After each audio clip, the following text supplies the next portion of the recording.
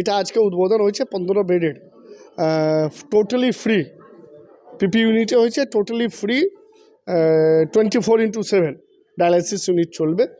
এবং তার সাথে সাথে আপনারা দেখেছেন আমাদের ইমার্জেন্সি যেটা ছিল তাকে আর নতুন করে সাজিয়ে দিয়েছি মমতা বন্দ্যোপাধ্যায় আশীর্বাদ নিয়ে, তার নির্দেশেই আমরা সেই ইউনিটকে নতুন করে বড় করে করেছি। এবং ওইখানে আগে কী হতো, ইমার্জেন্সিতে কোনো পেশেন্ট আসলে তাকে দেখে বা তো আমাদের হসপিটালে বা অন্য হসপিটালে ট্রান্সফার করে দেওয়া হতো, এখন সেটা হবে না। ওইখানে অলরেডি স্টার্টিংয়ে 3টে বেড নিয়ে হচ্ছে, ওখানে 10টা বেড রাখার আমাদের প্ল্যানিং। ওইখানে আগে ভালো করে ট্রিটমেন্ট দিয়ে তারপরে আমরা বেডে নিয়ে আসবো মানুষকে।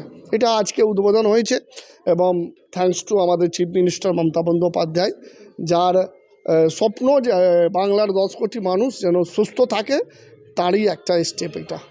যশোর